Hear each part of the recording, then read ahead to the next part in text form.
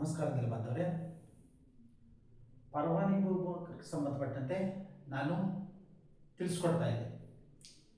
Karnataka land revenue rules 46H ಪ್ರಕಾರ ಪರವಾನಗಿ ಭೂಮಾಪಕರು ಹೇಗೆ ಕರ್ತವ್ಯ ನಿರ್ವಹಿಸಬೇಕು ಅನ್ನೋದನ್ನು ನಾನು ಇವತ್ತು ತಿಳಿಸ್ಕೊಡ್ತೀನಿ. ಪರವಾನಗಿ ಭೂಮಾಪಕರು ಕ್ರಯದಾರರಿಂದ 300 ರೂಪಾಯಿನ ಶುಲ್ಕವನ್ನು ಪಡೆದು ಅವರಿಂದ 11B ಅರ್ಜಿಯನ್ನು ಪಡೆಯಬೇಕಾಗ್ತದೆ. ನಂತರ ಅಳತೆಗೆ ಸಂಬಂಧಪಟ್ಟಂಥ ಎಲ್ಲ ಭೂ ದಾಖಲೆಗಳನ್ನು ನಿಗದಿತ ಶುಲ್ಕ ಪಾವತಿಸಿ ಕಚೇರಿಯಿಂದ ಪಡೆಯಬೇಕು. ಪರವಾನಗಿ ಭೂಮಾಪಕರು ಹಿಡುವಳಿ ಸರ್ವೆ ನಂಬರಿಗೆ ಮಾತ್ರ ಅರ್ಜಿಯನ್ನು ಪಡೆಯಬೇಕಾಗ್ತದೆ. ಯಾವುದೇ ಸರ್ಕಾರಿ ಸರ್ವೆ ನಂಬರಿಗೆ ಸಂಬಂಧಪಟ್ಟಂತೆ ಅರ್ಜಿಗಳನ್ನು ಪಡೆಯೋ ಹಾಗಿಲ್ಲ. ಅಳತೆಗೂ ಮುನ್ನ ಸಂಬಂಧಪಟ್ಟವರಿಗೆ 11C ನಮೂನೆಯಲ್ಲಿ ತಿಳುವಳಿಕೆ ನೀಡಬೇಕು, ಅಂದರೆ ನೋಟಿಸ್ ನೀಡಬೇಕಾಗ್ತದೆ.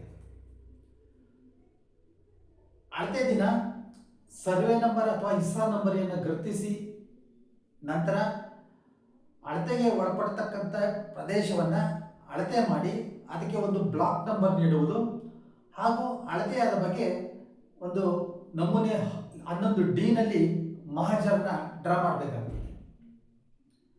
ಅಳತೆ ನಂತರ ಕ್ರಯಕ್ಕೆ ಒಳತಕ್ಕಂಥ ಪ್ರದೇಶದ ಗಡಿಯನ್ನು ಗುರುತಿಸ್ಬಿಟ್ಟು ಅವ್ರಿಗೆ ಕಲ್ಲುಗಳನ್ನ ಹಾಕೋಕ್ಕೆ ತಿಳಿಸ್ಬೇಕಾಗ್ತದೆ. ಕರ್ನಾಟಕ ಲ್ಯಾಂಡ್ ರೆವಿನ್ಯೂ ರೂಲ್ಸ್ 1966-50 ಸಬ್ ರೂಲ್ 4 ಪ್ರಕಾರ ಅಳತೆ ಕಾರ್ಯವನ್ನು ನಿರ್ವಹಿಸಬೇಕಾಗ್ತದೆ. ಮಾಲೀಕತ್ವದ ಬಗ್ಗೆ ಅಥವಾ ವಿಸ್ತೀರ್ಣ ಬಗ್ಗೆ ಯಾವುದಾದ್ರೂ ತಂಟೆ ತಕರಾರು ವಿವಾದ ಇತ್ತು ಅಂತಂದರೆ ಕಚೇರಿಗೆ ಈ ಬಗ್ಗೆ ವರದಿ ಮಾಡಬೇಕಾಗ್ತದೆ.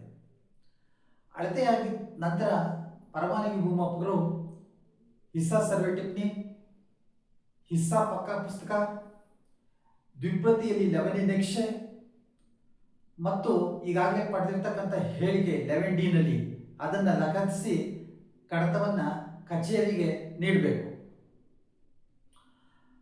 ಪರವಾನಗಿ ಭೂಮಾಪಕರು ಕಡತವನ್ನು ಕಚೇರಿಗೆ ನೀಡಿದ ನಂತರ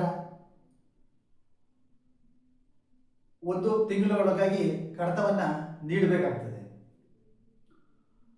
ನಂತರ ಸಂಬಂಧಪಟ್ಟಂತಹ ವಿಷಯ ನಿರ್ವಾಹಕರು ಪರವಾನಗಿ ಭೂಮಾಪಕರಿಂದ ಕಡತವನ್ನು ಪಡೆದು ನಮೂನೆ 11F ಅಂದರೆ 11F ಇವರಿಗೆ 1 ವಾರದಲ್ಲಿ 11 ನಕ್ಷೆ ನೀಡ್ತೀನಿ ಅಂತ ಒಂದು ಇಬಾರ ನೀಡಬೇಕಾಗ್ತದೆ.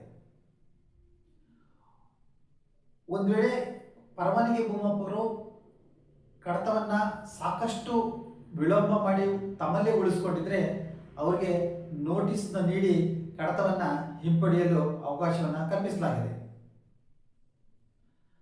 ಕಡತದ ತಪಾಸಣೆಗಾಗಿ ಪರವಾನಗಿ ಭೂಮಾಪಕರಿಂದ 35 ರೂಪಾಯಿ ಶುಲ್ಕವನ್ನು ಕಚೇರಿಯಿಂದ ಪಡ್ಕೋಬೇಕಾಗ್ತದೆ.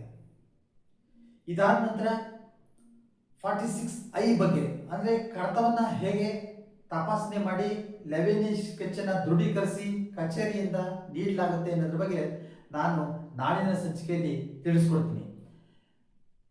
ನೆಲಮಾಪನಕ್ಕೆ ಸಂಬಂಧಪಟ್ಟಂತ ಎಲ್ಲ ವಿಡಿಯೋಗಳು ಫೇಸ್ಬುಕ್, ಥ್ರೆಡ್ಸ್, ಯೂಟ್ಯೂಬ್ನಲ್ಲಿ ಲಭ್ಯವಿದ್ದು ತಾವು ನೆಲಮಾಪನ ಎಂದು ಸಬ್ಸ್ಕ್ರೈಬ್ ಆಗಿ ವೀಕ್ಷಿಸಬಹುದಾಗಿದೆ. ನಮಸ್ಕಾರ.